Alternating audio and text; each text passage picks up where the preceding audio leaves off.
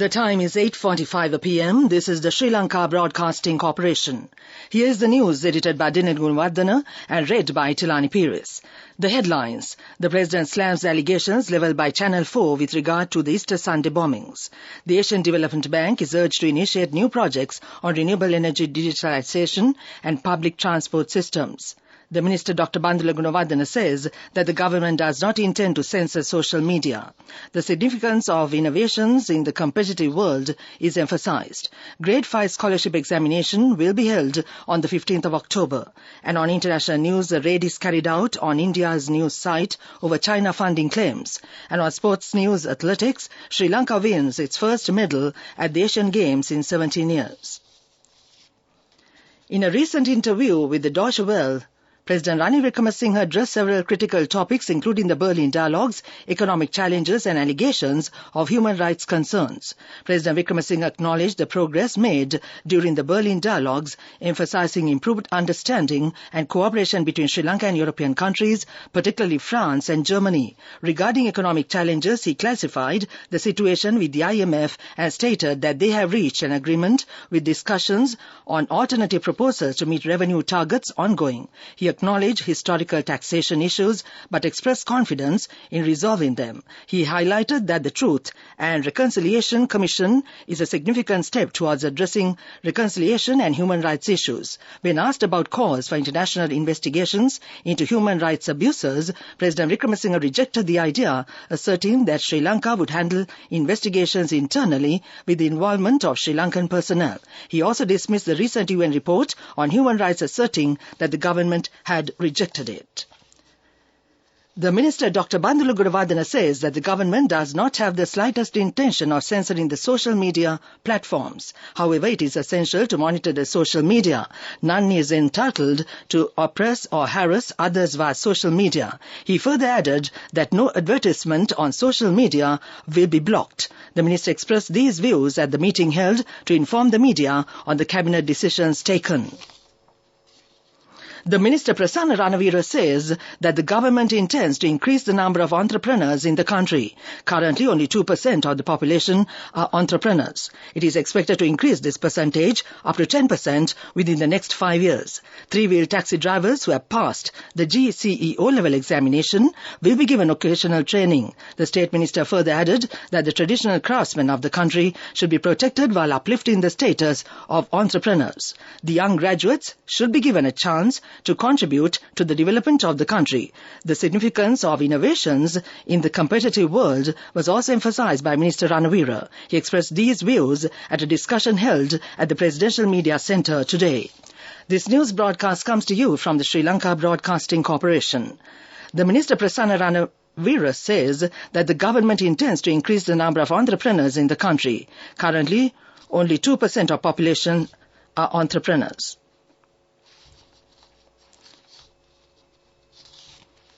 The High Commission of India in Colombo celebrated iTech Day 2023 recently in order to mark 59 years of capacity building partnership between India and Sri Lanka through Indian technical and economical cooperation. The State Minister Suren Raghavan and the Deputy High Commissioner of India, Dr. Satyajal Pandey, graced the occasion. The State Minister lauded the historically close relations between India and Sri Lanka. He appreciated India for offering iTech slots and annual scholarships to Sri Lankan nationals and thanked India for the financial support extended to Sri Lanka in recent months. The State Minister highlighted the scope for further cooperation between India and Sri Lanka in the field of higher education, skill development and capacity building, especially in science, technology, engineering, mathematics and IT sectors. The Deputy High Commissioner noted the enormous interest shown by Sri Lankan officials of the iTech program over the years. He highlighted India's endeavour to help Sri Lanka in the educational sector, including higher education, through partnership between higher education institutes and India and Sri Lanka. Deputy High Commissioner assured that India would continue to be in the forefront of capacity building programs for Sri Lanka. That ends the local news for now. The main news story is brought to you by Sinhala Veda Mahatmya. The Department of Examinations announced that the 2023 Grade 5 Scholarship Examination will be held on October 15th. Accordingly, the exam will be held at 2,888 centres across the country. The relevant name lists of the applicants have already been sent to the principals. Those who did not receive it yet can obtain it via the website of the Department of Examinations on www.onlineexams.gov.lk. That was the main news story. The main news story was brought to you by Sinhala Vedamahatmya. And on Watch Light tonight, the Meteorology Department has issued an amber warning for heavy rains in the southern province as well as in the Kalutara and Ratnapura districts. Accordingly, heavy showers above 100 millimeters are likely at some places in these areas. The weather alert further reads that prevailing showery condition in the southwestern part of the island is likely to continue further due to active southwest monsoon conditions over the island. That came to you in Watchlight. Moving on with world news and the headlines first. A raid is carried out on the India News site over China funding claims. Russia criticizes Armenia Parliament's move to ratify the ICC statute. Early voting begins in historic Australian referendum. Police in Delhi have raided at the homes of several prominent journalists and authors in connection with an investigation into the funding of news website NewsClick. Police have seized mobile phones and laptops of those they raided. Officials are reportedly investigating allegations that NewsClick got illegal funds from in China, a charge it denies. Critics say that move is an intentional attack on press freedom, but Information and Broadcasting Minister Anurag Thakur has denied any involvement of the government in this regard. Moscow has criticized the decision by Armenia's parliament to approve the country's move towards joining the International Criminal Court, ICC, which has issued an arrest warrant for Russian President Vladimir Putin. Kremlin spokesperson Dmitry Peskov was quoted by news reports saying that they are doubtful that from the point of view of bilateral relations, Armenia's accession to Rome Statute is correct. In March, the ICC had issued an arrest warrant for Putin over the war in Ukraine and alleged illegal deportation of children to Russia. Australia has begun early voting in a landmark referendum on enacting an indigenous voice to Parliament. If approved, the reform would recognise Aboriginal and Torres Strait Islander people in the country's constitution and establish a permanent body for them to advise the government. The country has not had a successful referendum in almost 50 years. Opinion polls had long shown support for the proposal, but as the vote nears, the no side appears to be leading. Back to the world news headlines. A raid carried out on the India News site over China funding claims. Russia criticizes Armenia's parliament's move to ratify ICC statute. Early voting begins in historic Australian referendum. That ends world news. Development news.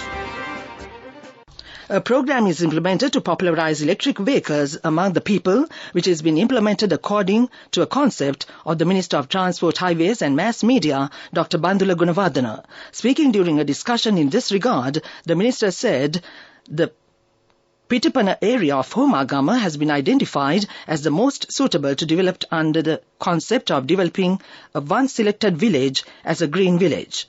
In order to give the people a wider understanding about the use of electric vehicles, an exhibition on green vehicles has been organized in the Pitipana area on the 14th and 15th of October with the participation of local designers. The main objective of this exhibition is to promote the use of electric vehicles as the only alternative to the increasing fuel problem. That came to you in Development News. And on sports news, Nadisha Dilhani Lekamge has won the silver medal in the women's javelin throw event at the 2023 Asian Games in Hangzhou. She won the silver with an impressive throw of 61.57 meters, which is also her personal best. This is the first athletics medal for Sri Lanka at the Asian Game in 17 years. India's Anu Rani won the gold medal in the event, while China's Li Hiu-hu won the bronze medal. That ends sports news. Go ekathiana youth ekata life eke change ekata niyameta set wenna as wahagena dekapuhina habe karanna friendship එක මෙන්න. The all-new NSB Ithru Mithru account. NSB IM, a plan for your dream. Business News, sponsored by National Savings Bank, the safest place for your money. Leave Ayush, a flagship brand of Unilever Sri Lanka partner department of Ayurveda's AyurX Colombo 2023 as a title sponsor for the international conference focused on the promotion and advancement of traditional medicine held at the BMICH recently. Leave Ayush also partnered with Department of Ayurveda as the main sponsor for the exhibition and trade fair held parallel to the conference, showcasing the latest advancements, products and services of over 120 exhibitors.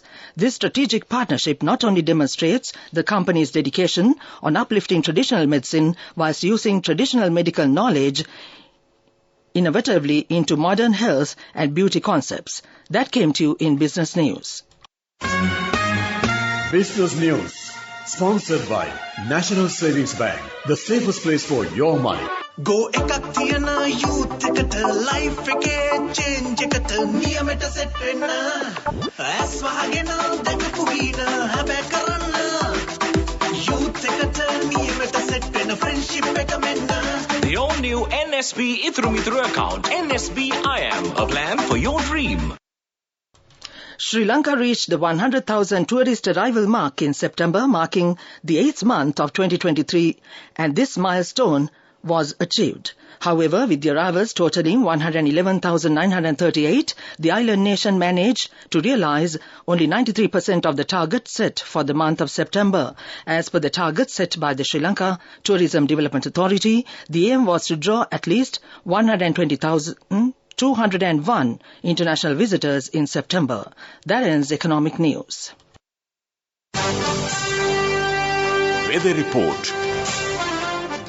Showers or thundershowers will occur at times in the western, Sabaragamuwa, southern and northwestern provinces and in the Kandy and Nuwara districts. Fairly heavy showers above 75 millimeters can be expected at some places in the western, Sabaragamuwa and southern provinces. Showers or thundershowers may occur at several places elsewhere, particularly in the eastern and Uva provinces during the evening or night. And now to end this news broadcast, the main points once again. The President slams allegations levelled by Channel 4 with regard to the Easter Sunday bombings. The Asian Development Bank is urged to initiate new projects on renewable energy, digitalization and public transport systems. The Minister Dr. Bandula Gunawardena says that the government does not intend to censor social media. The significance of innovations in the competitive world is emphasized. Grade 5 scholarship examination will be held on the 15th of October. And on international news, a raid is carried out on India News site over China funding claims. And on sports news, athletics, Sri Lanka wins its first medal at the Asian Games in 17 years. That ends its news broadcast, and now as always on a Tuesday night, back to Chandima Virakon.